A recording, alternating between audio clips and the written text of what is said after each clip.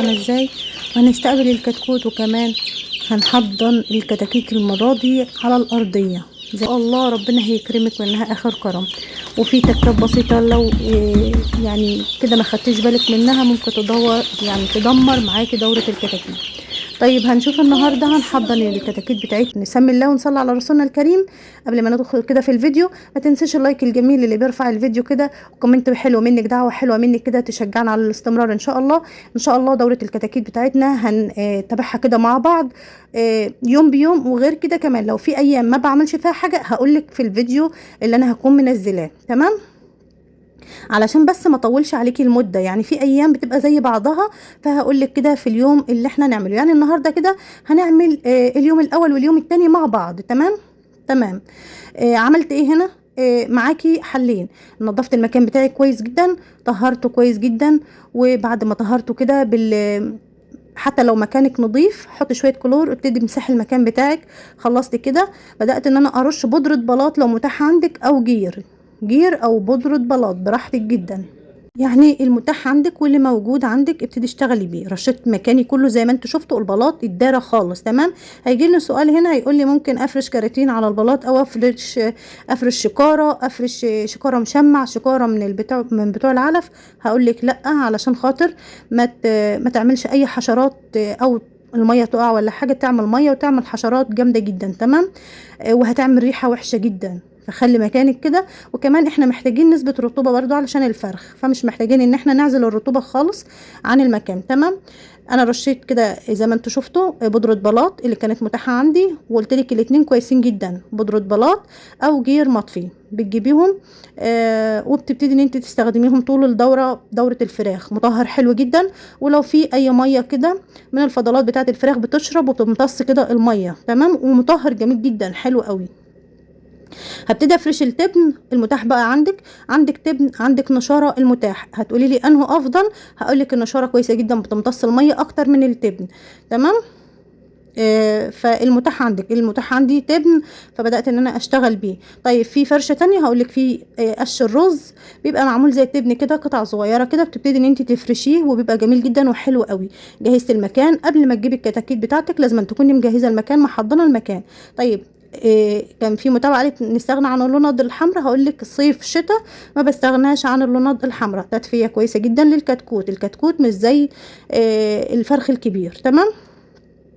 يعني لو فراخ عمرها كبير شويه هقول لك استغنى عن اللنده الحمراء. دلوقتي احنا بنحضن كتاكيت، لسه بنجهز لهم المكان، لازم تكوني مجهزه. وانا مجهزه على لنده واحده، لنده 100 لنده 100 مش 200، تمام. طبعا عدد اللوند بيبقى كتير لما بتكوني في الشتاء، عدد اللوند بيبقى قليل في الصيف، بس ده على حسب المكان بتاعك، يعني مكانك دافي ولا مكانك برد، مكانك فوق سطوح ولا مكانك في شقه، فده بيختلف معاكي التدفئه، تمام. طيب تعالي كده نشوف كده. بسم الله ما شاء الله، اللهم بارك. الفراخ بتاعتنا انا جايبه فيها جزء بلدي، تمام. هتقولي لي جبت فيها جزء بلدي ليه؟ لان انتوا عارفين الكتكوت البلدي بيبقى شقي شويه عن الابيض، فيبتدي ان هو يحرك معايا الكتكوت الابيض، لان انتوا عارفين الكتكوت الابيض بيبقى كسول شويه، فجبتهم بصراحه مع الابيض، تمام.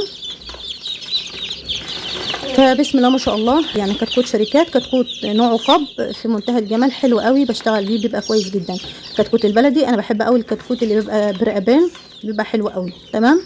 فالكتكوت البلدي ده بلدي مشعر كده. الكتاكيت بتاعتنا خلاص جبتها، وكنت المكان بتاعي جهزته كده وفي منتهى الجمال. سبتي ساعتين كده لنده شغاله فيه ودافي كده. الكتكوت لما بتجيبيه ما بتطلعوش على طول مباشر من الكرتونه بتاعته، بتسيبيه كده يعني 10 دقايق يهدى شويه معاكي، وبعدين تكوني فاتحه عليه الكرتونه، تبتدي ان انت تخرجي الكتكوت بتاعك زي ما انت شايفه كده في المكان دافي حلو، مطهرينه كويس، وفرشين لهم الفرشه كويسه جدا. الفرشه هنا شيء اساسي، ما تخليهاش كميه قليله، يعني انت لو شايفينها حتى في الفيديو هي كميه قليله، انا مظبطه الفرشه، يعني بتبقى بارتفاع عقلتين كده من صبعك، او بارتفاع 5 سم كده، يعني على حسب كميه التبن اللي انت لازم تكوني عامله طبقه تكون كويسه كده تبقى حاميه الكتكوت، تمام.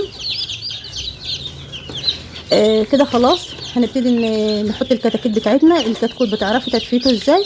ان تلاقيه منتشر في المكان. طب لو لقيتيه ملموم كده تعرفي ان الكتكوت عايز تدفئه اعلى، المكان بتاعه بارد. تمام. طيب ملموم حوالين جدران الحيطان كده، ده بقى الكتكوت انتي مزوده درجه الحراره جامد جدا، فبيروح جنب مكان يكون رطب. تمام. خدي بالك من الحاجات ديت. وتمام، يعني لو جايبه كميه كتاكيت اكتر ممكن تحتاجي لهم كمان لنده تكون كمان 100 لنده كمان. بالليل طبعا التدفئه تختلف عن النهار، احنا بالنهار حاطين لنده واحده، بالليل هنزود كمان لنده، وممكن يبقوا 2، او ممكن تبقى لنده تكون كبيره شويه من اللي هي ال200.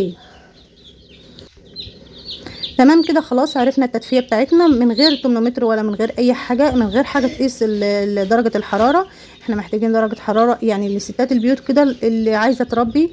انت شايفه كده وبتقعدي جنبهم وبتشوفي الكتكوت في العمر الصغير في اول التحضير بتاعه بيبقى كسول، بيبقى تلاقيه يركن شويه كده وبينام، فبتحاولي ان انت كده تقوميه كده ايه، يعني تقعدي تخبطي على حاجه، اول ما بيسمع صوت بيبتدي ان هو يتحرك. تمام. ومش هتقعدي تعملي على طول كل شويه، يعني هي مرتين 3 4 على حسب ما بتيجي تعلي فيهم. تمام. طيب هنستقبل الكتاكيت بتاعتنا على ايه؟ هنستقبلها على السقايات. اهم حاجه غاسلين سقاياتنا كويس، غاسلين اطباق التحضير بتاعتنا كويس جدا ونضيفه معانا حلوه قوي. زي ما انتم شايفين انا حطيت معلقه صغيره عسل اسمر وده كويس جدا. تمام. طيب لو عندك محلول معالجه الجفاف، تقدري ان انت تضيفي كيسين على سقايه ميه، رتل ميه، وتبتدي ان انت تحطها لهم 12 ساعه، و12 ساعه تانية تحط لهم عسل اسمر. ده في منتهى الجمال. كده يبقى جهزنا كده اليومين. مش هنعمل اكتر من كده، يا دوبك هنحط لهم العلفه كمان يعني في حدود من ربع ساعه نص ساعه كده، على بال ما الكتكوت كل اللي محتاجه ان هو يشرب ميه. تمام. والعسل الاسمر كويس جدا، مفيد جدا للكتاكيت، وده يعني ابسط حاجه اسهل حاجه موجوده ان شاء الله في بيوتنا كلها، مفيد جدا للكتكوت، فتح شهيه وجميل جدا. تمام. وزي ما قلت لك عندك كيس معالجه جفاف بتجيبيه من الصيدليه، جيبيه من الصيدليه البشريه. تمام. بيجي بكام؟ بيجي ب5 جنيه الكيس. لو بتشتري العلبه على بعضها بتبقى اوفر بكتير. الكيس لوحده كده بيجي ب5 جنيه، بتضيفي لك كيسين على سقايه ميه، وممكن تكتفي بالعسل الاسمر وخلاص. يعني انا اكتفيت بالعسل الاسمر، حطيته كده في حدود 6 ساعات لان كانت الفراخ بتاعتي جايه بالليل. تمام. الصبح بقى هحط لهم دواء الاستقبال. دواء الاستقبال ده الدكتور بيبقى مديلك كده كيس دواء الاستقبال معاهم، بتبتدي ان انت تحط لهم منه، بيفضل معاكي في حدود 3 ايام، وان شاء الله بعد كده هنبتدي نشوف هنعمل ايه. يعني كده خلاص من عمر يوم، يعتبر من عمر يوم كل اللي احنا هنعمله اللي انت شايفاه قدامك ده.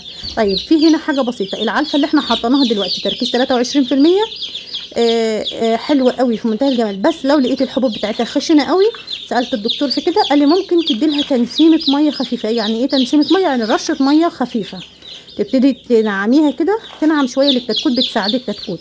لو حطيتي العلفه بتاعتك وفضلت قدام الكتاكيت ما بداوش ان هم يعني لقيتهم بيحاولوا ياكلوا بس مش عارفين، ابتدي اعملي الخطوه دي صدقيني. بس العلفه ما بتبقاش عاملاها زي العجينه، تبقى يعني مفرفره كده معاكي، يعني فاهماني كده، بتبقى سهله على الكتكوت ان هو يبتدي ياخدها. لو جيتي تبصي لقيت الكتاكيت عايزه تاكل كده بس الحبايه كبيره على بقهم شويه، تبتدي يا اما تدقي العلفه بتاعتك شويه تنعميها، يا اما تدي لها تنسيمه ميه كميه صغيره من العلفه.